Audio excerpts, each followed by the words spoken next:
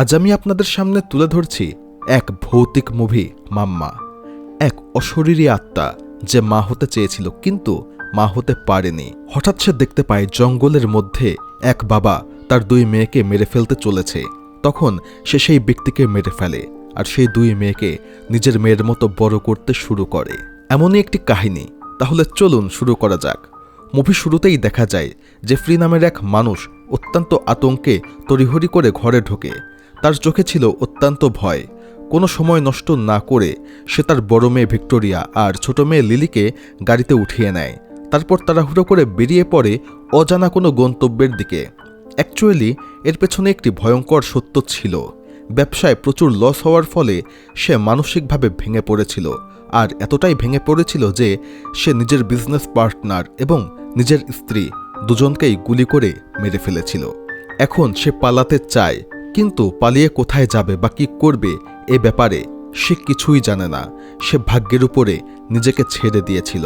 শীতের সিজন হওয়ায় পুরো রাস্তায় বরফ জমে গিয়েছিল, আর তার মধ্যেই সে হাই স্পিডে গাড়ি চালাচ্ছিল, যার ফলে সে তার গাড়ির নিয়ন্ত্রণ হারিয়ে ফেলে আর মুহূর্তের মধ্যে তার গাড়ি ছিটকে নিচের গভীর খাদে পড়ে যায়। ভয়ঙ্কর দুর্ঘটনা ঘটে, কিন্তু তারপরেও জেফ্রি আর তার দুই মেয়ে বেঁচেছিল। গাড়ি থেকে বেরিয়ে জেফ্রি তার দুই মেয়েকে নিয়ে জঙ্গলের মধ্যে আগাতে থাকে, আর তখনই সে জঙ্গলের মধ্যে একটি কাঠের তৈরি ঘর দেখতে পায়। এটি ছিল তাদের বাঁচার আশ্রয়। জেফ্রি লিলিকে নিয়ে কেবিনের ভেতরে ঢুকে যায়, কিন্তু বাইরে দাঁড়িয়ে থাকা ভিক্টোরিয়া হঠাৎ কেবিনের ভেতরে একটা ছায়া দেখতে পায়। তবে সেই দুর্ঘটনায় তার চশমা ভেঙে গিয়েছিল, আর সে চশমা ছাড়া মোটামুটি ভালোভাবে কিছুই দেখতে পারত না। সে ঠিক বুঝতে পারে না সে আসলে কি দেখেছিল। তাই বিষয়টা উপেক্ষা করে সেও বাবার সঙ্গে ভেতরে ঢুকে পড়ে। ভেতরেও ছিল প্রচণ্ড ঠান্ডা। জেফ্রি কিছু কাঠ ভেঙে আগুন জ্বালায়, তারপর কেবিনের আরেকটি ঘরে গিয়ে হঠাৎ ভেঙে পড়ে। সে বুঝে পায় না সে কি করবে। এক পর্যায়ে তার মাথায় আসে সে আত্মহত্যা করবে। তখনই সে তার মেয়ের ডাক শুনতে পায়, আর তখন ঠিক করে ফেলে সে আগে তার দুই মেয়েকে খুন করবে, তারপরে সে আত্মহত্যা করবে। সে বাইরে এসে তার মেয়ের সঙ্গে কথা বলতে শুরু করে, আর সে তার মেয়ের চশমাটা খুলে নেয়, কারণ চশমা না থাকলে সে ভালোভাবে দেখতে পারে না। সে ভিক্টোরিয়ার মাথায় বন্দুক তাক করে। ঠিক তখনই হঠাৎ একটি ছায়া জেফ্রির উপরে ঝাঁপিয়ে পড়ে। সেই অজানা শক্তি জেফ্রিকে মাটিতে ফেলে টেনে অন্ধকারের মধ্যে নিয়ে যায়, আর তারপরে জেফ্রির আর কোনো খোঁজই পাওয়া যায় না। সবকিছু ঘটে যায় মুহূর্তের মধ্যে। অনেক খোঁজাখুঁজি করেও তারা তার বাবাকে খুঁজে পায় না। শেষমেশ সেই আগুনের পাশে তারা বসে থাকে। রাত গভীর হয়, আর দুই মেয়ে অত্যন্ত ক্ষুধায় কাতর হয়ে যায়। আর তখনই রহস্যময় একটি চেরি ফল তাদের সামনে চলে আসে। এখান থেকে আমরা বুঝতে পারি এই ঘরে যেই আত্মা রয়েছে সে এখন এই দুই মেয়েকে নিজের মেয়ের মতো বড় করতে চাইছে। এরপর সেই অদৃশ্য সত্তা তাদের যত্ন নিতে শুরু করে একজন মায়ের মতো। আর এরই মধ্য দিয়ে 5 বছর কেটে যায়। 5 বছর ধরে ভিক্টোরিয়ার লিলিকে খুঁজে বেড়াচ্ছে তার আঙ্কেল লুকাস। সে হচ্ছে ভিক্টোরিয়ার বাবার আপন যমজ ভাই। তাদেরকে দেখতে একই রকম। লুকাস তার গার্লফ্রেন্ড অ্যানাবেলের সঙ্গে থাকে। অ্যানাবেল একজন রক মিউজিশিয়ান।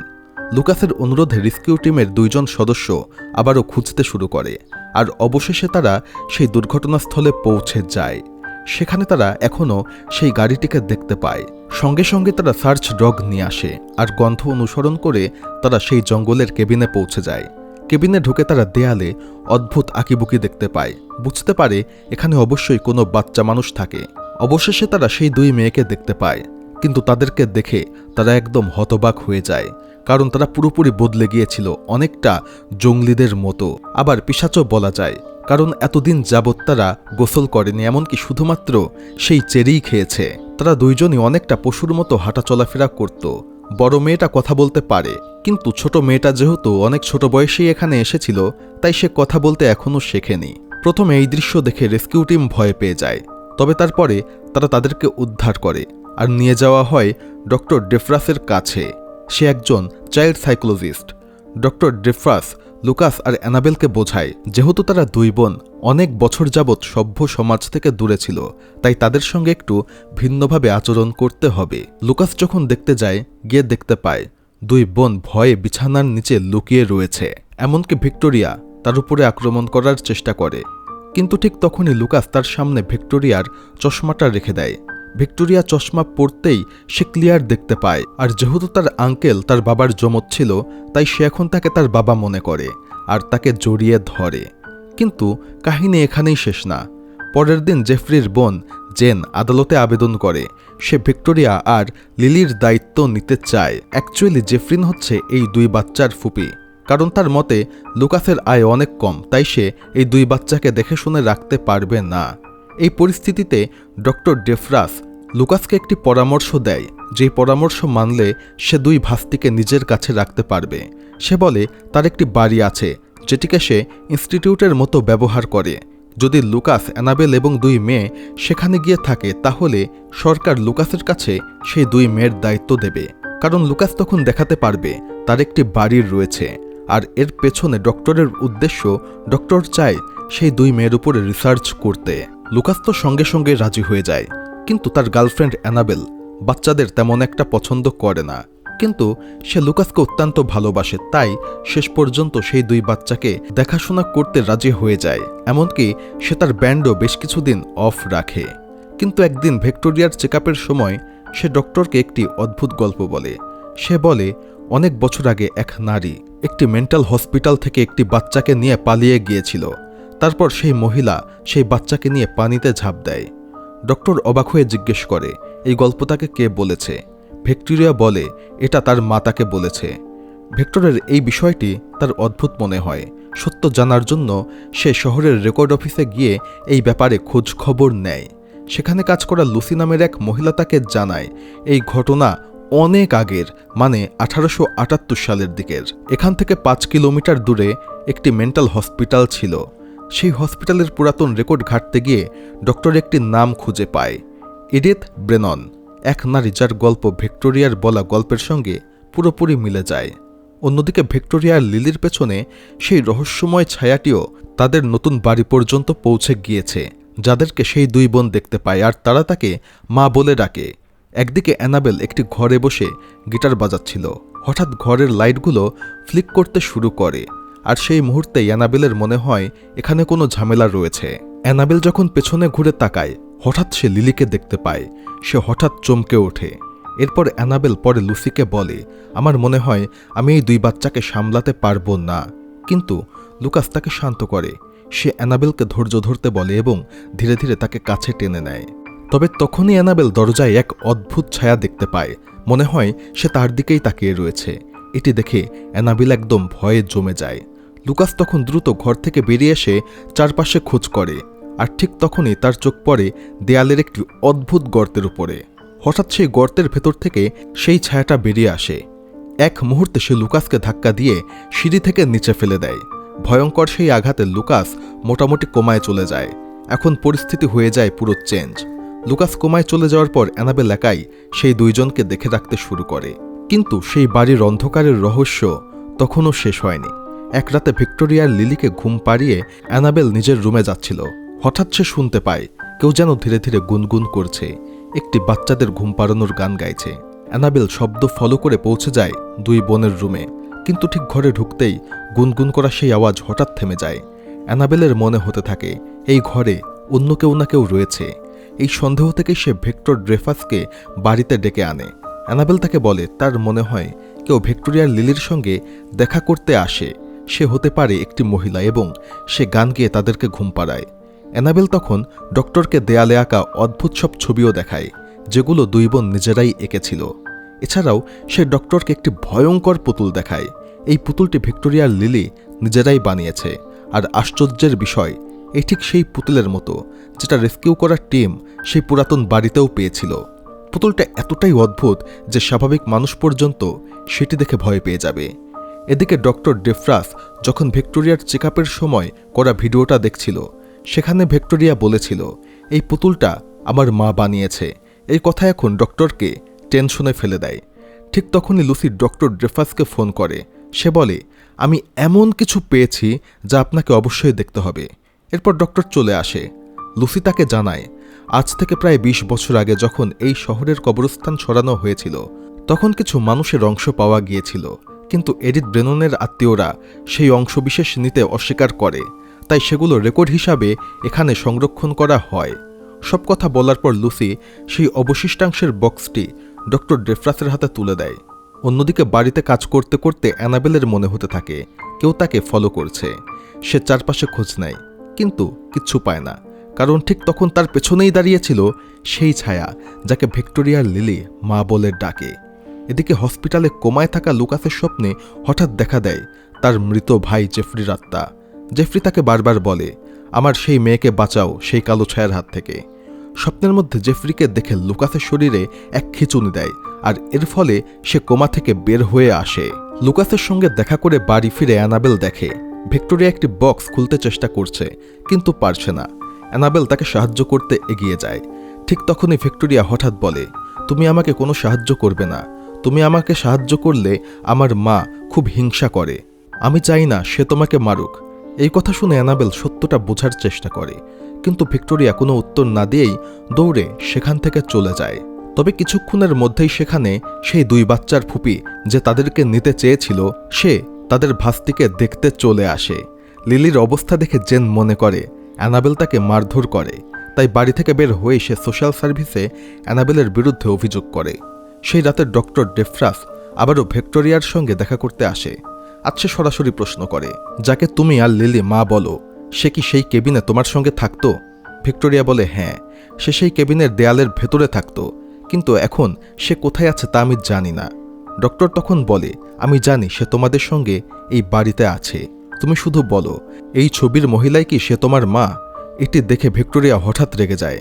সে ডক্টরকে সেখান থেকে চলে যেতে বলে। ঠিক তখনই ডক্টরের চোখ পড়ে দেয়ালের এক অদ্ভুত ছায়ার উপর। দৃশ্যটা এতটাই ভয়ঙ্কর ছিল যে আতঙ্কে সে সেখান থেকে পালিয়ে যায়। বাড়ি থেকে বের হওয়ার পর ডক্টর এখন নিশ্চিত হয়ে যায় এই ছায়া আর কেউ নয়, সেই নারী এডিথের। সত্য জানার জন্য সে আবার সেই পুরাতন কেবিনে ফিরে যায়, যেখান থেকে দুই বোনকে উদ্ধার করা হয়েছিল। কেবিনের ভেতর দাঁড়িয়ে সে বলে, আমি তোমার নাম জানি, তুমি এডিথ, আর এটাও জানি তুমি কি চাও। ঠিক তখনই তার টর্চ হঠাৎ নিভে যায়। চারপাশ থেকে ভয়ঙ্কর শব্দ হতে থাকে।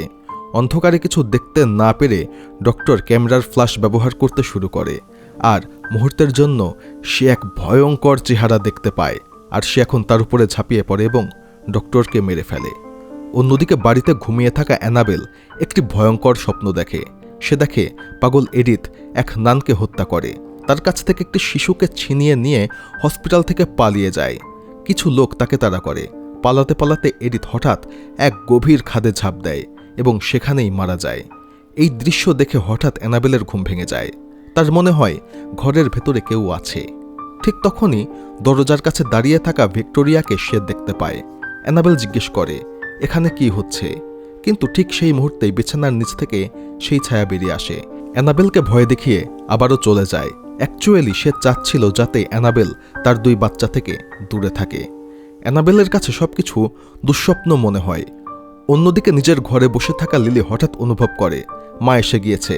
সে ভিক্টোরিয়াকে বলে, মা এসেছে, চলো যাই। কিন্তু এখন ভিক্টোরিয়া ধীরে ধীরে বুঝতে পারে সে তাদের মা নয়, সে এক শয়তান। কিন্তু লিলি তো ছোট, সে ছোট থেকেই তাকে মা মনে করে, তাই আসলেই সে তাকে মায়ের মতো ভালোবাসে। যার ফলে সে ভিক্টোরিয়ার কথা না শুনে জানালা দিয়ে বের হয়ে তার মায়ের খোঁজে চলে যায়। পরের সকালে অ্যানাবেল ঘুম থেকে উঠে যখন বাচ্চাদের দেখতে আসে, সে দেখতে পায় লিলি বাইরে এক ঝোপের মধ্যে শুয়ে ঘুমিয়ে রয়েছে। অ্যানাবেল লিলিকে ঘরের ভেতরে নিয়ে আসে। তখন লিলি হঠাৎ তার কাছ থেকে দূরে সরে যাওয়ার চেষ্টা করে, এমনকি ধস্তাধস্তিতে সে অ্যানাবেলকে চড় মেরে বসে। কিন্তু আশ্চর্যের বিষয়, অ্যানাবেল এখন আর রাগ করে না, বরঞ্চ সে তাকে আদর করতে শুরু করে। ধীরে ধীরে লিলিরও এটি ভালো লাগে। এরপর অ্যানাবেল তাদের ঘরের জানালাটা বন্ধ করে দেয় যাতে আর বের হতে না পারে, আর দুই বোনকে নিচে খাবার খেতে পাঠিয়ে দেয়। কিন্তু ঠিক তখনই অ্যানাবেলের পেছনে সেই শয়তানি সত্তা আবার জেগে ওঠে এবং ধীরে ধীরে হেঁটে আলমারির ভেতরে ঢুকে যায়। অ্যানাবেল তাকে দেখতে পায় না, তবুও তার মনে হচ্ছিল কেউ না কেউ এখানে রয়েছে। কৌতূহল থেকে অ্যানাবেল যখন আলমারির দরজা খোলে, তখন সে দেখে আলমারির ভেতরে একটি কালো দাগ আর একটি প্রজাপতি। যাই হোক, এর বেশ কিছুক্ষণ পরে অ্যানাবেল ভিক্টোরিয়াকে জিজ্ঞেস করে, আমি জানি তুমি আর ডক্টর যার কথা বলছিলে, যাকে তুমি আর লিলি মা বলে ডাকো, আমি জানি সে আসলে কে। কিন্তু ভিক্টোরিয়া এর কোনো উত্তর দেয় না। এরপরে অ্যানাবেল সরাসরি ফোন করে ডক্টর ডেফরাসকে, কিন্তু সে ফোন ধরে না, যার ফলে সে সরাসরি এখন ডক্টরের অফিসে চলে আসে। সেখানে গিয়ে সে ডক্টরের অ্যাসিস্ট্যান্টের কাছ থেকে জানতে পারে ডক্টর মারা গিয়েছে। এই খবর শুনে অ্যানাবেল ডক্টরের করা সকল গবেষণার নথি নিয়ে সেখান থেকে বেরিয়ে আসে। বাড়িতে ফিরে সে সেই নথিগুলো পড়তে শুরু করে। সেখান থেকেই সে জানতে পারে এডিথের ভয়ঙ্কর গল্প। অনেক বছর আগে এডিথ একটি পাগলাগারদ থেকে একটি শিশুকে নিয়ে পালিয়েছিল। তারপর সেই শিশুকে নিয়ে পানিতে ঝাঁপ দিয়েছিল। ভিক্টোরিয়ার কথা মতো এডিথ পানিতে পড়ে মারা গিয়েছিল, কিন্তু সেই শিশু পানিতে পড়েনি। কেন পড়েনি তার কোনো উত্তর এখানে নেই। তারপর মা অনেক বছর ধরে সেই চুরি করা শিশুটিকে খুঁজেছিল, কিন্তু পায়নি। আর একদিন সে পেয়ে যায় ভিক্টোরিয়া আর লিলিকে, আর এখন থেকেই সে তাদেরকে মায়ের মতো বড় করতে শুরু করে। এদিকে লুকাস এখন পুরোপুরি সুস্থ হয়ে উঠেছে। হসপিটাল থেকে বেরিয়ে সে সেই জায়গায় ফিরে আসে যেখানে সে জেফরির আত্মাকে দেখেছিল, কিন্তু সেখানে কিছুই না পেয়ে সে জঙ্গলের দিকে এগিয়ে যায়। অন্যদিকে বাড়িতে ভিক্টোরিয়ার লিলি অ্যানাবেলকে গুড নাইট বলে ঘুমাতে যায়। রাত যত গভীর হতে থাকে হঠাৎ তারা অনুভব করে মা এসে গিয়েছে। দুই বোন তখন পুরো বাড়িতে তাকে খুঁজতে শুরু করে, কিন্তু পরিস্থিতি এখন বদলে গিয়েছে, কারণ ধীরে ধীরে দুই বোন অ্যানাবেলকে পছন্দ করতে শুরু করেছে। আর এই কারণেই আজ মা তাদের আদর করার বদলে আক্রমণ করে। ভয়ে পালাতে গিয়ে দুই বোন আলাদা হয়ে যায়। তাদের চিৎকার শুনে অ্যানাবেলও ছুটে আসে, কিন্তু ঠিক তখনই এডিথ অ্যানাবেলের উপরেও ঝাঁপিয়ে পড়ে। সে প্রায় অ্যানাবেলকে মেরে ফেলতেই যাচ্ছিল। ঠিক সেই মুহূর্তে ভিক্টোরিয়া চিৎকার করে বলে, তুমি আমাকে কথা দিয়েছিলে তুমি অ্যানাবেলের কোনো ক্ষতি করবে না। কিন্তু সেই সময় এডিথ প্রচণ্ড রাগে ফুঁসছিল। রাগের মাথায় সে ভিক্টোরিয়ার কাছে এসে তার চশমা ভেঙে দেয়। ঠিক তখনই জেন বাড়িতে এসে পৌঁছায় বাচ্চাদের দেখতে, কিন্তু সে ভেতরে ঢুকতেই এডিথ একটি ছায়ার রূপ নিয়ে তার দিকে এগিয়ে যায়। এক নিমিষেই সে জেনকে কাবু করে ফেলে, তাকে পোজেস করে ফেলে। এদিকে এডিথের আক্রমণে অচেতন হয়ে পড়া অ্যানাবেল স্বপ্নে দেখতে পায় যে শিশুটিকে নিয়ে এডিথ হসপিটাল থেকে পালিয়েছিল সে পানিতে পড়েনি, সে একটি গাছের ডালে আটকে গিয়েছিল। কিন্তু যখন অ্যানাবেলের জ্ঞান ফিরে আসে ততক্ষণে এডিথ ভিক্টোরিয়া আর লিলিকে নিয়ে চলে গিয়েছে। অ্যানাবেল তখন দ্রুত সেই বক্সটা তুলে নেয় যেটা ডক্টর লুসি দিয়েছিল, আর সেই বক্সের মধ্যেই ছিল সেই মৃত শিশুটির দেহ যাকে নিয়ে এডিথ ঝাঁপ দিয়েছিল। এক মুহূর্ত দেরি না করে অ্যানাবেল সেই বক্স নিয়ে কেবিনের দিকে রওনা দেয়, কিন্তু পথে হঠাৎ তার গাড়ির সামনে লুকাস এসে পড়ে, কারণ সেও সেই কেবিন খুঁজছিল। অ্যানাবেল তাকে জানায় সে বাচ্চাদের নিয়ে গিয়েছে, আমরা যদি দ্রুত কেবিনে না পৌঁছাই তাহলে সে হয়তো তাদেরকে মেরে ফেলবে। এরপর লুকাস দ্রুত তার সঙ্গে কেবিনে পৌঁছে যায়। সেখানে দেখা যায় এডিথ ইতিমধ্যে জেনকে হত্যা করেছে এবং তার শরীর ছেড়ে বেরিয়ে এসেছে। তারপর তারা কেবিনের অন্য দরজা দিয়ে বাইরে তাকায় এবং যা দেখে তা ছিল আরও ভয়ঙ্কর। এডিথ এই মুহূর্তে ভিক্টোরিয়া আর লিলিকে নিয়ে দাঁড়িয়ে আছে সেই খাতটির কিনারায় যেখান থেকে সে একবার ঝাঁপ দিয়েছিল। সে দুই বোনকেও ডাকছে, কারণ সে চায় তারা তার সঙ্গে নিচে পড়ে মারা যাক, আর তাদের আত্মা সে নিজেদের সঙ্গে নিয়ে যাবে। ভিক্টোরিয়া এখন সব বুঝতে পারছিল, কিন্তু লিলি এখনও এডিথকেই মা মনে করে, তাই সে তার দিকে এগিয়ে যেতে শুরু করে। ঠিক তখনই লুকাস আর অ্যানাবেল সেখানে পৌঁছে যায়। তারা প্রচুর চেষ্টা করে লিলিকে আটকানোর। এই দৃশ্য দেখে এডিথ আরও রেগে যায়। সে লুকাসকে মেরে ফেলার চেষ্টা করে। ঠিক তখনই অ্যানাবেল তার হাতে ধরা সেই শিশুটিকে দেখায়। শিশুটিকে দেখা মাত্র এডিথ লুকাসকে ছেড়ে অ্যানাবেলের কাছে চলে আসে। সে নিজের হাতে তুলে নেয়, কিন্তু পরের মুহূর্তেই সে যখন বুঝতে পারে মারা গিয়েছে এটি তার মৃত সন্তান, তখন সে একদম ভেঙে পড়ে। এই সুযোগে লুকাস আর অ্যানাবেল ভিক্টোরিয়া লিলিকে নিয়ে সেখান থেকে বেরিয়ে আসার চেষ্টা করে, কিন্তু ঠিক তখনই লিলি এডিথকে আবার মা বলে ডাকতে শুরু করে। এই ডাক শুনে এডিথ আবার বুঝতে পারে তার সন্তান মারা গিয়েছে, তাতে কি হয়েছে, সে তো লিলিকে তার মেয়ে হিসাবে রাখতেই পারে। এর ফলে সে আবারও আক্রমণ করে। প্রথমে সে লুকাসকে আক্রমণ করে অজ্ঞান করে দেয়, তারপর অ্যানাবেলকে বাতাসে তুলে আছড়ে ফেলে দেয়। এরপর সেই দুই বোনকে নিয়ে আবার খাতটির দিকে এগিয়ে যায়। অ্যানাবেল বারবার তার পেছনে ছুটে যায়, কিন্তু এডিথ ভিক্টোরিয়াকে কথা দিয়েছিল সে অ্যানাবেলের কোনো ক্ষতি করবে না, তাই সে বারবার অ্যানাবেলকে জাস্ট সরিয়ে দিতে থাকে। কিন্তু ঠিক তখনই প্রেতাত্মা এডিথ যখন ভিক্টোরিয়ার দিকে তাকায় তখন সে বুঝতে পারে ভিক্টোরিয়া অ্যাকচুয়ালি অ্যানাবেলকে পছন্দ করে, তাকে মা হিসাবে মনে করে না, কিন্তু লিলি তাকে মা হিসাবে মনে করে। তাই সে এখন ভিক্টোরিয়াকে ছেড়ে দেয়। ভিক্টোরিয়া চলে যায় অ্যানাবেলের কাছে, কিন্তু লিলিকে নিয়ে সে সেই গভীর খাদে ঝাঁপ দেয়। এভাবেই প্রেতাত্মা লিলিকে তার সঙ্গে নিয়ে নেয় এবং সে চিরতরে সেখান থেকে চলে যায়।